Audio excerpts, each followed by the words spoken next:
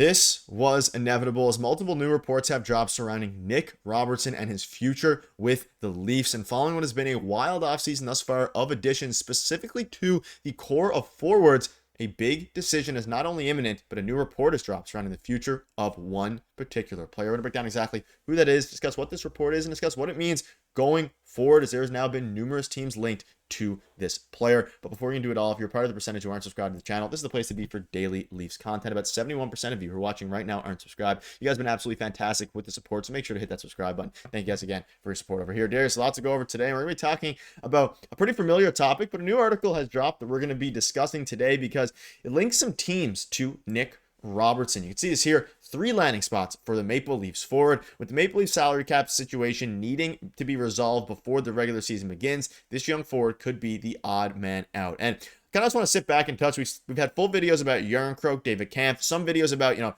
trading Nick Robertson in particular. But today we're going to be focusing more so on teams that would be interested in him and less about, the actual packages here. And let's start with the first one, which is the Chicago Blackhawks. And the reasoning for this is that the Blackhawks want to take the next step, and there is mounting pressure for the organization to start meeting the expectations. The pipeline remains strong, but a bit more immediate help could help quicken up the rebuild. Now, Darius, they have $18.6 million in cap space. The cap space wouldn't be the issue, but this could be a team, and you're going to see a pattern here. Teams that are younger that want more scoring and could actually take on a player who could play in their top 6.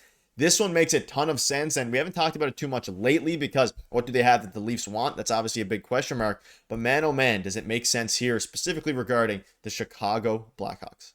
Yeah, they have to start playing up to expectations, and expectations aren't very high for the Chicago Blackhawks. So they've done this weird thing where, and Kyle Dubas kind of did it to a degree early on in his tenure as Leafs GM.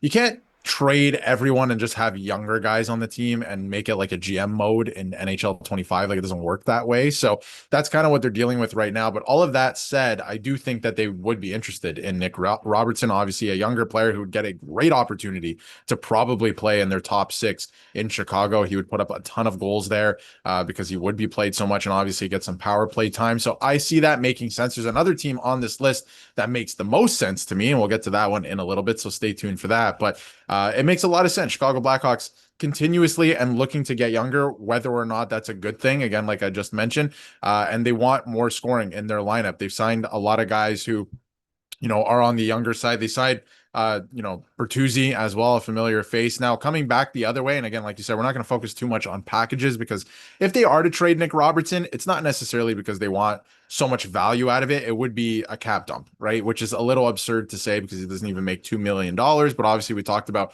if nobody's interested in Calle Yarncroke and David Kampf and you have to hang on to them, you have to shed some cap somewhere, right? So he would be a casualty of that. And I don't think you would get too much in return in terms of taking salary back. So it would be, something like a draft pick, something like that. But I don't see Chicago being too eager to make a move like that. But I do see it making a lot of sense for where they are as a team and their team specifically. I think he can play in their top 6. Yeah, it's been inevitable now for a couple of years. And is it inevitable that Nick Robertson's going to be on Toronto Maple Leaf next year?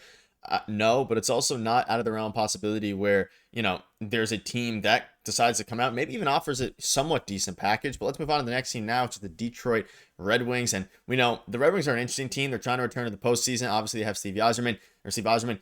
They need more scoring depth to contend in the Atlantic Division, and Robertson would certainly add to that. When you look at the potential lineup for Detroit, veterans like Patrick Kane, James Van Riemsdyk, like a lot of those guys.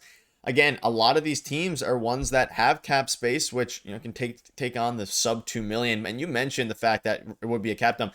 1.9 or 1.8 million that Robertson's making matters to the Leafs a lot more than it matters right now to most of the teams, because that opens up a $3.5 to $4 million, which could instantly add a player like Jack Roslovic. So even though it's not a lot for most teams, for the Leafs specifically it is. And for Nick Robertson here, this will be propelled into a more win now mode with some veterans. I mean, you have really good players. You have Patrick Kane, you have DeBrincat, you have, of course, Larkin, a lot of decent names there, and they're trying to return to the postseason. If they could add a goal scorer like Nick Robertson, this is probably one of, if not the best, realistic possibilities if you're Nick Robertson and you want to have potential to succeed because of the players that you're surrounded with over there.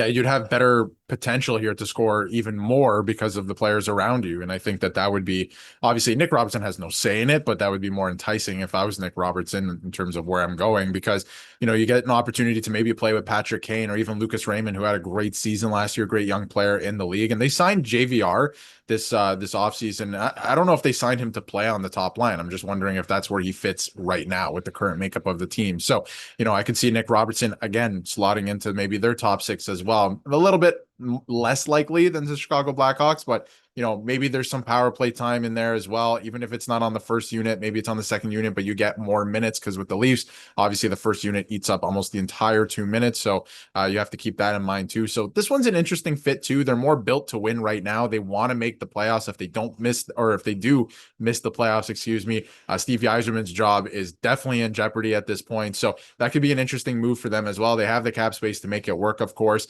But coming back the other way to the Toronto Maple Leafs, again, wouldn't be anything of significance at the NHL level. You're probably looking at a draft pick or maybe a lower level prospect or something like that, because the Red Wings, they don't need to make a move like this. I think that it obviously makes the team deeper, better. They add some more scoring, of course, but they don't have to make a move like this. So it could get very interesting, but I think that clearly he fits into this team, all the teams that are mentioned here. But do the Leafs really want to trade him? That's something we'll talk about at the end of the video too. If he ends up staying a Maple Leaf and why he might stay a Maple Leaf, but it does make sense to go to Detroit as well. Yeah, and obviously there is worlds where bigger trades could happen here. Maybe the Red Wings look at their current goalie depth and want a guy like Dennis Hildeby or something like that, and you could package him along. There's interesting ways here, but at the end of the day, they're probably gonna rock with John Gibson and hope that they can come out and actually win some games with Nick Robertson. Let's dive into the one here, the sore thumb, which is, of course, the Pittsburgh Penguins, Kyle Dubas, all these different things. Dubas is high on a lot of Leafs players. He's high on a lot of Leafs prospect from his time with, obviously the Toronto Maple Leafs. Also, looking through all these, seeing all these teams with projected cap space and seeing the Leafs at 1.9 million is pretty funny. But again, another team that has cap space, they're trying to win, and they're basically trying to get Sidney Crosby a Stanley Cup before he retires. Is that going to happen? No shot, at least in my mind. But they have Brian Rust, they have Sidney Crosby, they have Evgeny Malkin, all these guys. Of course, Rucker McGroarty hoping for a breakout year. I think here, this is the one where if a trade is going to happen, I think it would be a bigger deal with the Pittsburgh Penguins. I don't think it would just be a, Nick Robertson for a prospect or a draft pick. I think this would be one where, like you have mentioned in previous videos, this might be a Dennis Hildeby plus Nick Robertson plus something else for maybe a Brian Rust and plus. It depends, obviously, what happens.